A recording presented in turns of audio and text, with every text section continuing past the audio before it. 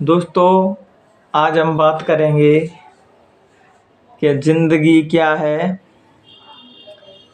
तो किसी शायर ने क्या खूब कहा है कि ज़िंदगी वो बेवफा है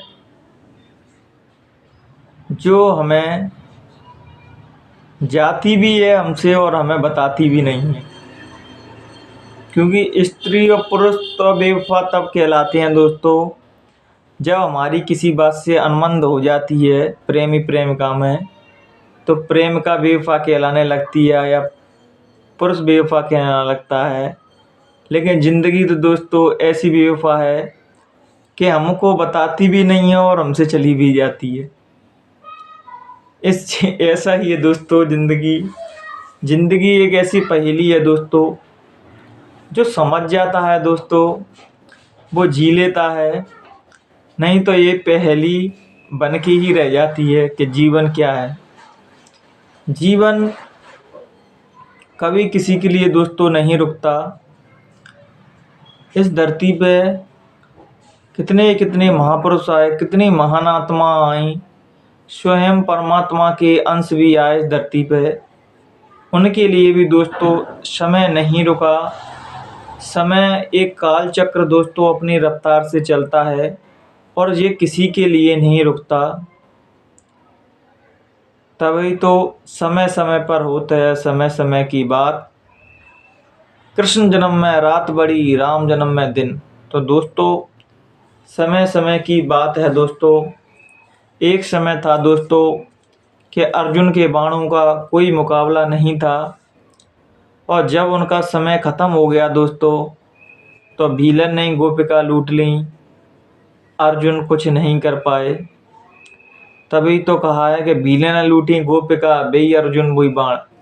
तब अर्जुन ने भगवान श्री कृष्ण से पूछा कि माधव, जब मैंने महाभारत में इतने बड़े बड़े योद्धाओं को मार दिया, वो मेरा सामना नहीं कर पाए, तो आज भीलों के सामने मेरे बाण शक्तिहीन क्यों हो गए, जो बाण मेरे काम क्यों नहीं कर पा रहे। तब कृष्ण भगवान ने बहुत ही सुंदर जवाब दिया। वो कहते हैं, अब तुम्हारा समय जा चुका है। जिस काम के लिए तुम्हें परमात्मा ने तुम्हें भेजा था, वो काम हो चुका है। अब तुम्हारी कोई भी शक्ति, कोई भी विद्या काम नहीं करेगी। ऐसे ही दोस्तों हर व्यक्ति का धरती पर जन्म लेने का उद्देश्य होता है। जब वो उद्देश्य पूरा हो जाता है जीवन का, तब वो चला जाता है इस देह को त्याग के दोस्तों। इस देह को बचपन से और मृत्यु तक के दोस्तों जो बीच में जो रास्ता है दोस्तों, उसी में हम परमात्मा को पा सकते हैं, उसी को हम भोग विलासों में डूब सकते हैं। ये डिसाइड आपको करना है, ये निर्णय आपको लेना है कि आपको अपना जीवन किस प्रकार जीना है दोस्तों।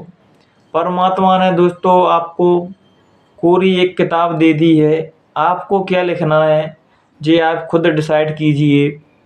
आपको पूरा अधिकार दिया है, आप जैसे चाहो कर्म करो, लेकिन लेखा जोखा परमात्मा सब अपने हाथ में रखता है।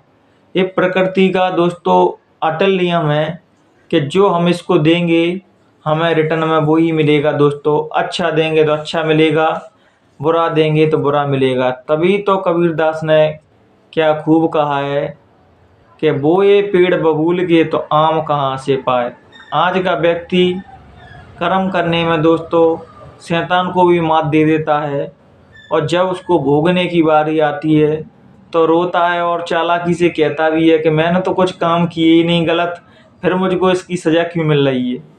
अब बताओ, गलत कर्म कर रहा है तब कुछ नहीं कह रहा, जब भोगने की बारी आ रही है तब कह रहा है मैंने तो कुछ गलत किया ही नहीं, फिर क्यों भोग रहा है। इस ये आदमी इतना, आज का व्यक्ति इतना चालाक है दोस्तों कि वो परमात्मा को भी मात देने की सोचता है, लेकिन ऐसा नहीं हो पाता दोस्तों। परमपिता परमात्मा तो सबसे ऊपर है और सबका लेखा जोखा वो अपना न्याय दोस्तों पूर्ण स्वतंत्रता के बिना किसी भेदभाव से करता है। किसी में भेदभाव नहीं करता। भेदभाव करते हैं तो हम जैसे मनुष्य ही करते हैं दोस्तों। इसलिए तो परमात्मा की अदालत में तो दोस्तों सीधा गणित है सीधी बात है कि आप जैसा करोगे आपको वैसा भोगना पड़ेगा। अच्छे बुरे की समझ दोस्तों हमें किसी बुद्ध पुरुषों के सामने बैठने से, उनके चरणों में बैठने से, किसी संत महापुरुषों के चरणों में बैठने से हमें अच्छे और बुरे का ज्ञात होता है दोस्तों। नहीं तो अपने जीवन में अच्छे बुरे की समझ नहीं रख पाते, क्या करना चाहिए क्या नहीं करना चाहिए दोस्तों। जो ना करने वाला है वो तो हम करे जा रहे हैं, जो करने योग्य उसको नहीं कर रहे हम दोस्तों। तो इसलिए महापुरुषों के चरणों में बैठने का तात्पर्य और उद्देश्य एक ही होता है कि हम अपने जीवन को बेहतर तरीके से जी पाएँ, जिससे हमारा ये लोक भी बन जाए परलोक भी बन जाए। जहाँ जिस अदालत में हमको सबको अपनी हाजिरी लगानी है और वहाँ अपना हम कितने भी झूठ बोलते रहें लेकिन माँ आपको एक एक चीज़ सीसीटीवी कैमरे की तरह दिखा दी जाएंगी। आपको इनकार करना कि हमने ये नहीं किया, लेकिन माँ तो आपको एचडी कैमरों में दिखा दी जाएंगे, देखो आपने ये किया है या नहीं।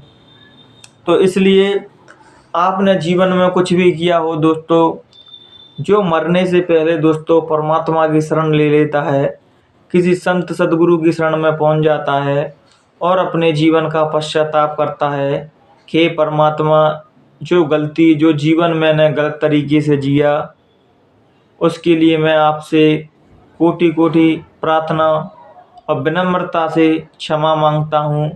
अब मेरी आगे के जीवन के लिए मेरी संभाल करें दोस्तों। तो उसका जीवन बिल्कुल बदल जाता है। कितने कितने महापुरुष थे दोस्तों, जैसे अंगुलीमाल था, जिन्होंने बुद्ध ने प्रवचन दे के उसका हृदय परिवर्तन किया। वाल्मीकि जी थे दोस्तों, पहले बहुत ही खूंखार डाकू थे, लोगों को मार काट के लूटते थे। ऐसे ही दोस्तों बिना किसी महापुरुष के हमारा हृदय परिवर्तन नहीं होता दोस्तों।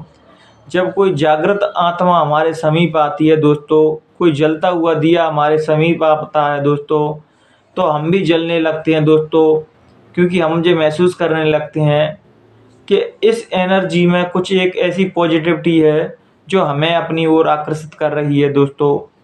महापुरुषों से दोस्तों करोड़ों की भीड़ इसलिए अटैच हो जाती है कि उनने अपनी चेतना को पूर्ण जागृत कर लिया है दोस्तों।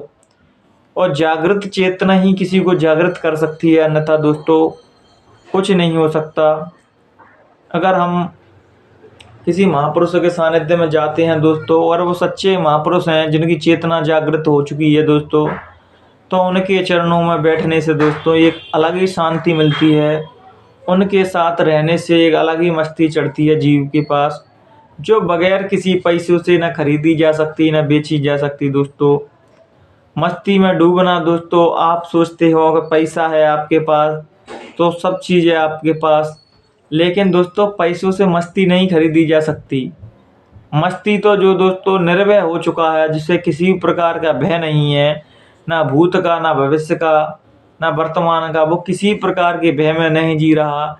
जो परमात्मा करेगा वो ठीक करेगा और उसके अलावा कुछ नहीं करेगा। तभी तो गोस्वामी तुलसीदास ने कहा है कि तुलसी भरोसे राम के निर्भय हो के सोए, अनहोनी होनी नहीं होनी हो सोए। जो होना है दोस्तों वो तो होके ही रहेगा, भाई कोई नहीं बदल सकता दोस्तों। लेकिन हम आगे पीछे की चिंता ही क्यों करें, निडर होके निर्भय होके जिए दोस्तों, क्योंकि परमात्मा जो करेगा, जब हम परमात्मा के आसक्त हो जाते हैं, जब ईश्वरवादी बनने लगते हैं, तो हमारे अंदर एक थॉट आने लगता है कि परमात्मा जो करेगा अच्छा करेगा दोस्तों। कुछ लोग मर जाते हैं, जीवन समाप्त हो जाता है, तो हम सोचते हैं बुरा हुआ, लेकिन आप अपनी दृष्टिकोण से देख रहे हो कि बुरा हुआ, लेकिन परमात्मा की दृष्टि से तो कुछ बुरा होता ही नहीं है, सब अच्छा होता है दोस्तों। जब जन्म लिया है दोस्तों तो मृत्यु भी होगी। जब हम अपने जीवन को सत्य समझते हैं तो मृत्यु को सत्य क्यों समझते हैं, मृत्यु भी होनी है। जिस दिन तुमने इस मानव रूप देह धारण किया है तो इस मानव दूर देह से चेतना निकलेगी और देह छूटेगा भी दोस्तों। लेकिन समझदार व्यक्ति वही है जो देह छूटने से पहले अपनी चेतना को जागृत कर ले, देह को चेतना को बाहर निकाल के खड़ा करके देख पाए दोस्तों। वही तो समझदार व्यक्ति है। समझदार व्यक्ति वो नहीं जिसने बहुत सारा धन जोड़ रखा है या बहुत बड़े पद पे पहुंच चुका है दोस्तों। मरने के बाद तुमसे तो सब छीन लिया जाएगा, चाहे तुम कितने ही बड़े धनवान हो, चाहे कितने भी बड़े पद पे बैठे हो दोस्तों।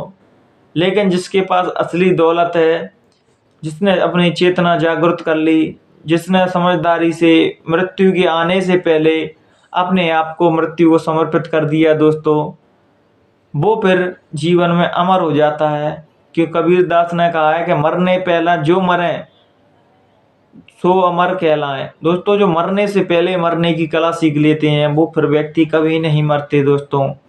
तभी तो कृष्ण भगवान ने गीता में कहा है कि हे अर्जुन, मेरे कितने जन्म इस धरती पे हो चुके हैं और कितने ही जन्म इस धरती पर राख होके और फिर मानव देह प्राप्त कर ली है। तो अर्जुन कहते हैं हे मधुसूदन, तुम चंद्रमा से भी पुराने और सूरज से भी पुराने कैसे हो सकते हो, क्योंकि तुम्हारा जन्म तो मैंने देखा है और मृत्यु भी होगी। तब कृष्ण भगवान बहुत ही सुंदर जवाब देते हैं, कहते हैं कि तू शरीर को देख रहा है, मैं चेतना की बात कर रहा हूँ।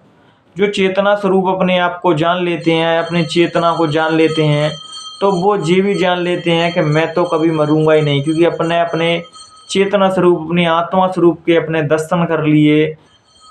त्याग तो दोस्तों, मृत्यु तो देह की होती है, चेतना की देह, चेतना कभी खत्म नहीं होती, चेतना अविनाशी है। तभी तो कहा गया है कि ईश्वर अंश जीव अविनाशी, चेतन अमल सहज सुख राशि। ईश्वर की जो अंश जीवात्मा हमारे अंदर बैठी है वो अमर, अजर अमर है दोस्तों, वो कभी नहीं मरती। जो संत महापुरुष उसको जागृत कर लेते हैं दोस्तों, वो फिर कभी नहीं मरते। तो आपने बहुत से लोगों ने देखा होगा, कृष्ण भगवान या राम भगवान या और कोई महापुरुष आपको सपने में दिख जाते हैं, उन्हें जाते हुए कितना युग हो गया। तो दोस्तों उनकी चेतना जागृत थी, इसलिए तो अभी भी किसी को दर्शन दे देते हैं और किसी के सपने में आ जाते हैं। हम किसी के सपने में 200-500 साल बाद क्यों नहीं आ पाएंगे, क्योंकि हमारी चेतना जागृत नहीं हो पाई। जिसकी चेतना जागृत हो जाती है वो प्रकृति के नियम से हटके अलग हो जाते हैं, परमात्मा स्वरूप हो जाते हैं दोस्तों। तो अपने जीवन में जितना हम सब चीज़ों को महत्व देते हैं, उतना ही महत्व इस स्पिरिचुअल लाइफ को, अध्यात्म लाइफ को देना चाहिए दोस्तों। कि वास्तविकता और रियलिटी यही है दोस्तों, इससे हम भाग के कहीं जा नहीं सकते। जब जीवन में आदमी थक हार जाता है, सबरे समस्याओं को फेस कर लेता है, या जीवन में बहुत सारी समस्याएं आ जाती हैं, तो एक अध्यात्म ही सहारा बनता है दोस्तों, जहाँ जीव को शांति मिलती है और सुख मिलता है। तो इसलिए दोस्तों हर जीव को इस सुख से वंचित ना रहना चाहिए। अपने जीवन में किसी न किसी के गुरु धारण करना चाहिए। अपने आप को अध्यात्म से जोड़ें और अपना जीवन सुखमय बनाएं, मंगलमय बनाएं, और अपने जीने का सही ढंग समझ पाएंगे आप। इन्हीं विचारों के साथ मैं अपने विचारों को विराम देता हूं दोस्तों। अगर मुझसे कहने सुनने में कोई भी गलती हुई हो तो अपना छोटा भाई समझ के मुझे माफ़ कर देना। प्रणाम दोस्तों।